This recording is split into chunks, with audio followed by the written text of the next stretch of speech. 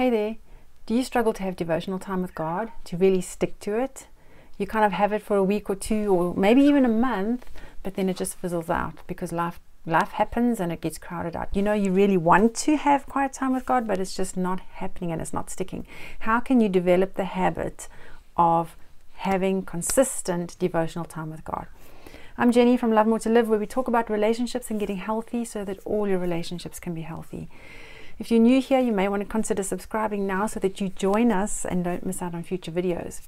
But let's dive in and talk about 10 ways you can develop the habit of consistent devotional time with God. So let's talk about quiet time with God. It's about relationship with God, not about a ritual or a routine. You want to approach this as developing a friendship with God and not just ticking something off your list of things to do every day. Learning to spend consistent quiet time with God is not about feelings, it's about habit. It's about building the habit. And habits, as we know, take time to develop, and they have to be done repeatedly in order to stick. Let's look at the 10 ways to develop the habit of spending time with God. Number 1 is commit to it long term. So, contrary to popular belief, a habit takes longer than 21 days to form. In fact, it takes more like anything between 66 and 250 days to form a habit.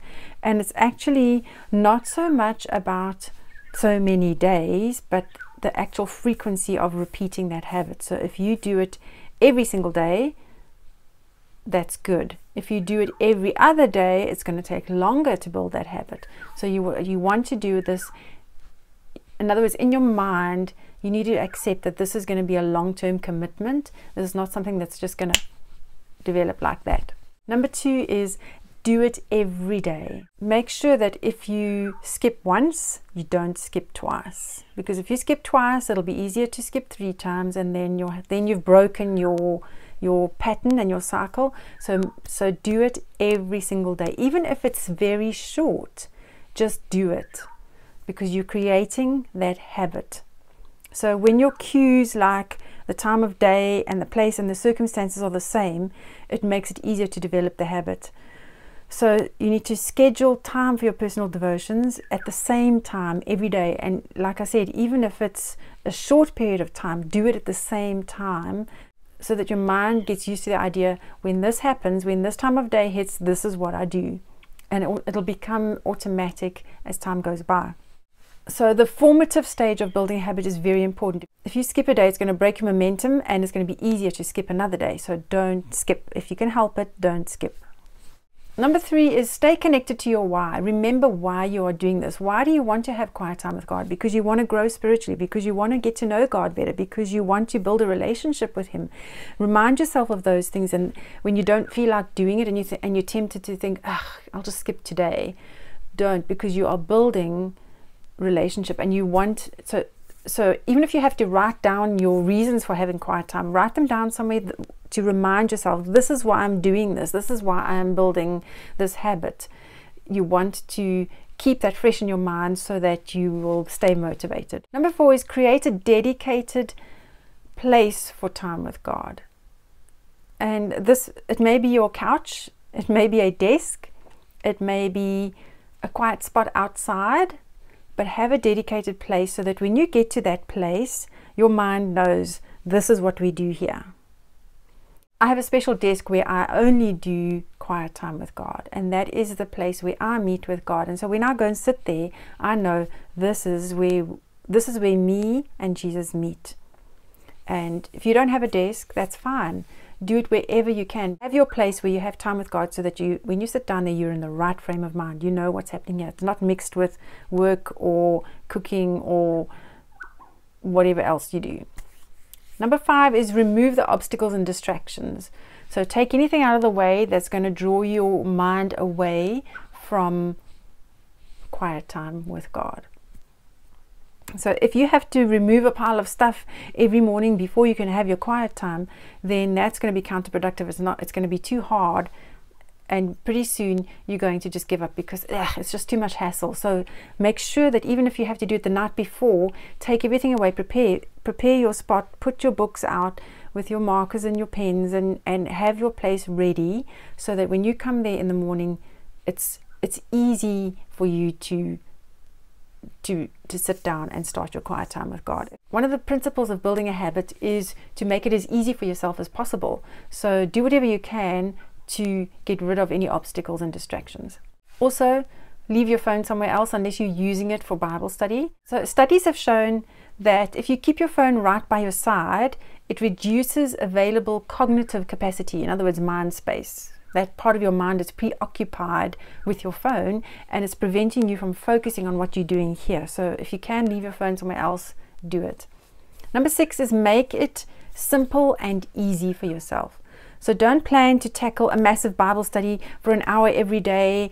Aim for 10 to 20 minutes of prayer and an equal amount of time for Bible study. And then as your habit is established, you can increase the time that you spend. And even if you have to start off with less time than that, 5 minutes of each, but just make it as easy as you can for yourself at the same time every single day so that you are building that habit. Number 7, pick a time and place where you can be alone and quiet. This is so important. Mornings are best because usually that's the quietest time of the day. It's before your mind starts rushing and before the day starts with all its activities and distractions. And whatever you study in the morning will stay with you for the whole day. Remember that God told the Israelites to pick up the manna in the morning before the sun came up and melted it. That's a very good object lesson for us. When we come out in the morning to spend time with God, before the rush of the day melts the manna, we will be blessed. So the later you go, the less you'll get. Now obviously this is within reason. If you're a mom with little kids, you may have to adjust your times and all of that. I'm not talking about those kind of circumstances. I'm talking about if you are able to get up earlier and have that quiet time with God in the morning, then make sure that you do it early enough before everyone else gets up and distracts and makes a noise and asks questions, and before your day starts. Number 8 is go to bed earlier so you can get up earlier. Your day starts the night before. This will take some self-discipline because it's so easy to get distracted by social media, emails, Facebook videos, Instagram reels, and before we know it, an hour is gone and it's late. But unless you're going to start going to bed early, you're not going to be able to wake up earlier, which means that you're not going to have that quiet time with God in the morning, which is the best time to have it. If you happen to be a night person, a night owl, then you can actually train your body to go to sleep earlier and wake up earlier. Number 9 is don't consult your feelings about this new habit. There will be times when you wake up in the morning and you're like, no, I don't want to do this. I want to stay in bed and sleep. I don't feel like it today. I'm not in the mood. Don't consult your feelings. Don't listen to those feelings. Just get up and do it. Just get up and go and have your quiet time with God. No matter how you feel, don't depend on your feelings to guide you because they're not safe and reasonable. Number 10 is find a cue or a trigger to help you prompt the new habit. So attach your new habit to something that you already do. So if you get up in the morning and you have a shower every single day at a certain time, then that would be a good place to connect your new habit. So you could do it every morning. You get up at a certain time, you have your shower, and then you go and sit down and have your quiet time. And you do that every single day. If you attach your new habit to an existing habit, it's going to be easier to implement that new habit into your life. So find what works for you, and attach your new habit to something that you already do regularly. So you're anchoring your new habit to something that's already well established in your life. So the importance of the trigger is that your brain will associate the new habit with the trigger. So because of this, you must do your new habit after that trigger every single time until your brain starts making that association. Right after I'm showered, I go right and have my quiet time. After I've showered, I have my quiet time. After I've showered, I have my quiet time. After I've showered, I have my quiet time, until your brain is cemented with that and it's like completely anchored.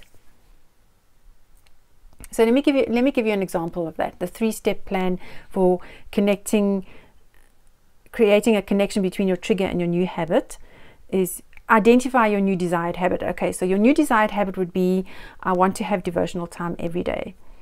Make a definite time for your new habit. I will schedule time for it in the morning. Identify the cue or the trigger. That would be, I will do it right after I shower. So for devotional time to become a habit, it has to be repeated. And to ensure repetition, it has to be a priority to you. So schedule time for it and then do it. So if you follow all these steps, you'll soon be having a consistent quiet time with God. And you'll, you know, sometimes we want quiet time with God to be, wow, amazing, fireworks, sparks. No, it's more about the daily discipline of showing up, doing what you need to do, even if you don't feel like it, and creating a new habit. And as within the framework of that habit, that is when God will begin speaking to you. You'll begin growing, you'll begin learning, you'll begin having wow moments with God. But it's got to be within that framework of consistency and making it a priority. Wow times with God might happen hit and miss all over the place, but that's not consistent devotional time with God, and that is not what relationship with God is about. Relationship with God is about the ups and downs and the highs and the lows and the consistent showing up to be there and learn from God and spend time with Him. So let me ask you this question: why do you have personal devotions? Is it to tick something off the list, or is it to build relationship with God and to grow in your knowledge of Him? Leave a comment and let me know how you are going to build the habit of consistent devotional time in your life. That's all for this video. If you enjoyed it, please hit the like button, and if you haven't yet subscribed, now's the time to do it. And don't forget to hit the bell so that you don't miss out on future videos. See you next time.